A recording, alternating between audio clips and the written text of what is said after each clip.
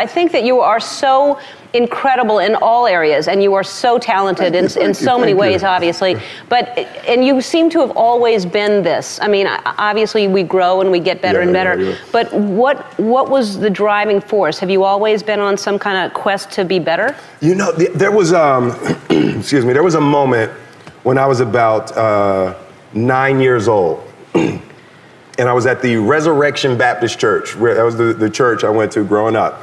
And my grandmother was always in charge of all of the recitals and Easter recitations and all of that stuff. So I was playing the piano, and I remember my grandmother was standing back off stage, and she put me last in the show and everything, and I had learned Fer-Elise. Mm-hmm. And I was playing Fer-Elise, and I'm going and going and going, and I never learned how to end it, right?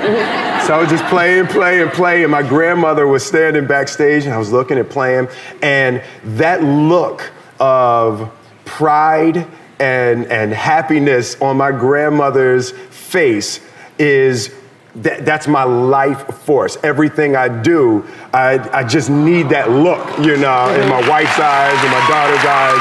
And it's just, you know, I realized very, very young that there's no easy way around it. No matter how talented you are, your talent is going to fail you if you're not skilled. Mm-hmm. You know, if you don't study, if you don't work really hard and dedicate yourself to being better every single day, mm-hmm. you'll never be able to communicate with people, with your artistry, the way that you want. So it's that moment. I just remember it so distinctly and how good it felt, and I need it. Yeah. I believe, and I learned very young. From parents? From my parents, absolutely. Yeah.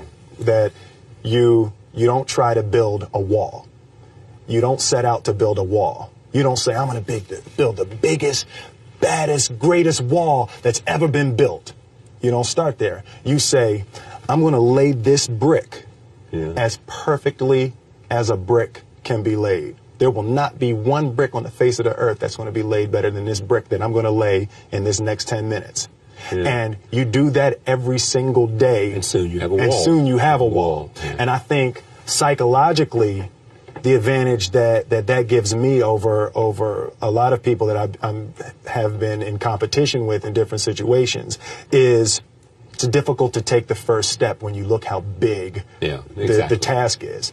The task is never huge to me. It's always one brick. Me too. There's a concept that I don't want to be an icon.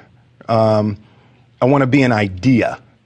You know, I want to represent an idea. I want to represent possibilities. I want to represent magic, right? That you're in a universe and 2 + 2 = 4. Mm-hmm.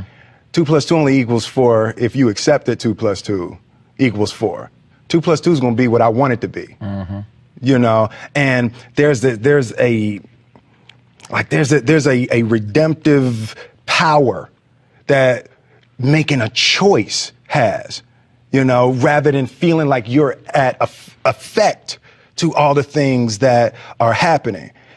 Make a choice, right? You just decide what it's going to be, who you're going to be, how you're going to do it. Just decide. And then from that point, the universe is going to get out your way. It's water. It wants to move and go around stuff, you know. So for me, I want to represent possibilities. I want to represent the idea that you really can make what you want. One of my favorite books is The Alchemist, mm-hmm. Paulo Coelho. And I just believe that. I believe that I can create whatever I want to create. If I can put my head on it right, study it, learn the patterns, and you know, it's hard to put into words, some real metaphysical, esoteric nonsense, but I feel very strongly that we are who we choose to be. The only thing that I see that is distinctly different about me is I'm not afraid to die on a treadmill, right? I will run. You would not be outworked. I will not be outworked. Right. Period. Yeah. You know, you might have more talent than me. You might be smarter than me. You might be sexier than me. You might be all of those things. You got it on me in 9 categories. But if we get on the treadmill together, right, there's 2 things. You're getting off first, or I'm going to die. It's really that simple, right? So let's go back to the question about what if people block me out. It's going to be 2 options. Oh, yeah. I'm going to get back in, or I'm going to be dead. Yeah. Right? It's like, you're not going to outwork me. It's such a simple, basic concept. It's the guy who is willing to hustle the most is going to be the guy that just gets that loose ball. You know, he got 2. Ooh, God, he grabbed that one. That was going to be out of bounds, but he saved it back in. It's like the commodity that I see the majority of people who aren't getting the places they want or aren't achieving the things that they want in this business is strictly based on hustle. It's strictly based on being outworked. It's strictly based on missing crucial opportunities.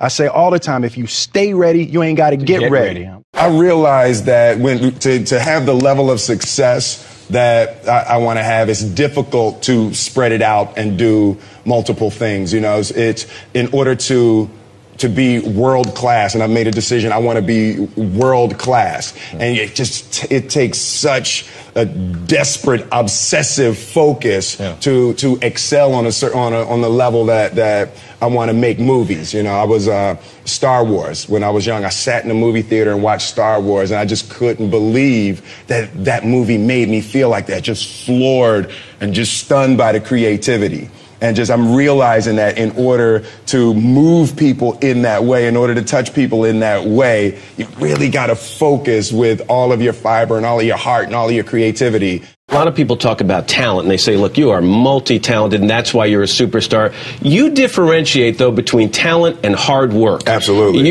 I've never really viewed myself as particularly talented. I view myself as, slightly above average in talent. Where I excel is ridiculous, sickening work ethic. While the other guy's sleeping, I'm working. While the other guy's eating, I'm working. While the other guy's making love, well, I'm making love, too, but I'm working really hard at it. I'm working really hard at it. So when the phone rings and you have an alarm goes off, says Denzel Washington right now is hooking up, you got to go at it right now, right?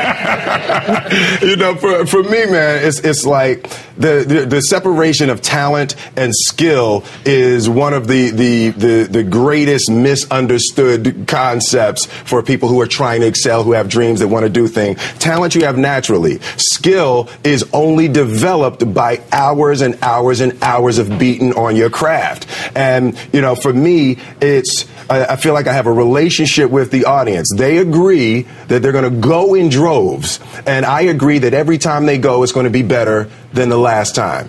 So I think that's part of the relationship, and I'm going to hold up my part as long as they keep holding up theirs. The concept of improving lives runs through the center of everything I do. And then I realized that the way to improve lives is to continually improve yourself, right? So with that, every morning when I get out of the bed, I haven't fixed everything in the world yet, so there's always something to do.